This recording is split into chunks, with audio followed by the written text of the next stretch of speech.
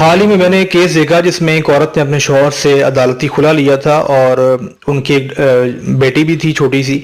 تو جیسا کہ ہمارے یہاں ہوتا ہے کہ طلاق یا خلا کے بعد عورتیں سب سے پہلے جو فریضہ سر انجام دیتی ہیں وہ یہ ہوتا ہے کہ وہ بچوں کو باپ سے دور کر دیتی ہیں اور وہ باپ سے ملواتی نہیں ہیں.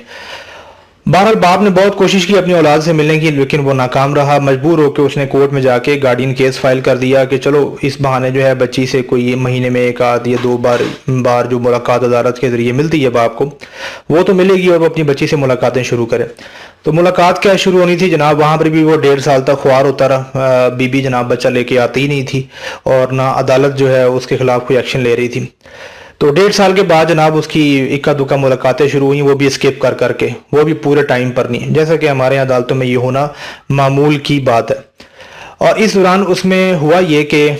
بی نے بھی ایک خرچے کا کیس جو ہے فائل کر دیا بچی کے باپ کے اگینسٹ کہ یہ بچی کا خرچہ پے کرے, کیونکہ 1.5 سال سے تو ہو رہی تھی ڈرامے بازی, وہاں پہ خرچہ کیا پے کیا جانا تھا. تو اب ہوا یہ کہ جب گارڈین کیس بندے نے فائل کیا تھا تو اس وقت اس کا کوئی چھوٹا موٹا کاروبار تھا اور اس نے اپنے گارڈین کیس میں یہ چیز بتائی کہ جی میں یہ کام کرتا ہوں اور میری جو آمدن ہے وہ تقریباً کوئی 40,000 کے لگ بھگ ہے. اب جب خرچہ کیس فائل کیا اس کی بیوی نے اور یہ 1.5 سال کا عرصہ ہے اس کے درمیان تقریباً, اور اس نے جب اس کا جواب دعویٰ دیا تو اس کے اندر اس نے مینشن کیا کہ میرا ماضی میں اپنا کام تھا جو کہ اب ختم ہو چکا ہے, وائنڈ اپ کر چکا ہوں میں اس سیٹ اپ کو. اب میں جناب فلانی دکان کے اوپر فلانے بازار میں کام کر رہا ہوں اور میری تقریباً کوئی 20,000 سم تھنگ کوئی سیلری ہے, وہاں پر میں سیل مین ہوں. اب ہوا یہ کہ جب خرچہ کیس کے اندر باری آئی انٹرم خرچہ جو کہ عدالت لگا دیتی ہے فوری طور پر ماں کے لیے, اس میں عدالت نے جج نے آرڈر کے اندر یہ مینشن کر دیا کہ چونکہ بچی کا باپ جو ہے اس کی انٹینشنز ٹھیک نہیں ہے, بدنیتی پر مبنی ہے. گارڈین کیس میں اس نے کہا ہے کہ میری 40,000 حد تک آمدن ہے, یہاں پر وہ کہہ رہا ہے خرچہ کیس میں کیس کی تقریباً 20,000 آمدن ہے, تو لہٰذا یہ اس کی بدنیتی سے صاف ظاہر ہے, تو لہٰذا 20,000 روپے پر منتھ کے حساب سے اس کے اوپر خرچہ میں لگا دیتا ہوں. اب اس نے جب یہ چیز دیکھی تو بکلاٹ کا شکار ہو گیا جناب. آپ کو پتہ ہے کہ جب ایک انٹرم آرڈر ہوتا ہے تو اس کے اگینسٹ وہ اپیل میں بھی نہیں جا سکتا باپ, اس کو ریٹ ہی کرنی پڑے گی. اب اس نے ریٹ کیا ہائی کورٹ میں, اور جب ہائی کورٹ میں ریٹ کیا تو وہاں پر بھی جب اس نے یہ مدعا رکھا کہ جناب میں مینشن کر چکا ہوں جواب دعویٰ کے اندر کہ میرا ماضی میں یہ کام تھا اور اب میں یہ نوکری کر رہا ہوں, وہ کام ختم ہو چکا ہے. عدالت جس طرح چاہے جو ہے اس کی تحقیق کروا سکتی ہے, لوکل کمیشن اپوائنٹ کر سکتی ہے. جو لڑکی والوں نے اگر یہ بتا دیا کہ اس کا جناب اتنا کاروبار ہے اپنا, تو یہ بھی بتا دیں کہاں پر ہے, تاکہ لوکل کمیشن جائے وہاں پر اور چیک کرے کہ جناب یہ یہاں پر معاملات ایسے چل رہے ہیں یا ختم ہو چکے ہیں. بہرحال عدالت نے اسے کوئی نہیں سنی, اور افسوس کی بات یہ ہے کہ ہائی کورٹ کے جسٹس نے بھی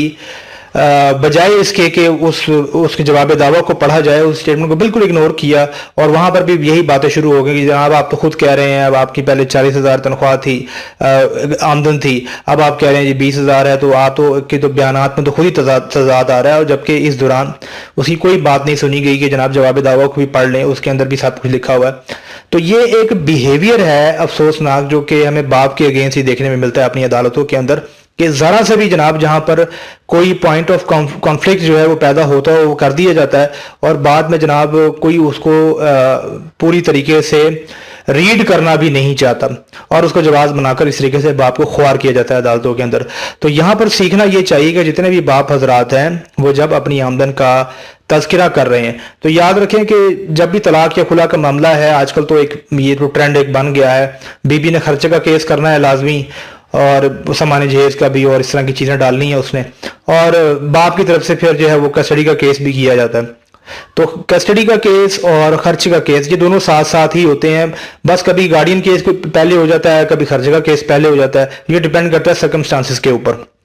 تو ہمیشہ یہ خیال رکھیں کہ اپنی آمدن کے بارے میں آپ جو بھی بات کر رہے ہیں آپ اپنے ذہن میں رکھیں کہ آپ نے اپنی آمدن کے بارے میں جو اسٹانس لینا ہے, جو بھی اپنی آمدن بتانی ہے, وہی آمدن جو ہے آپ نے دوسرے کیس میں بھی بتانی ہے جو ایک کیس میں آپ بتا رہے ہیں.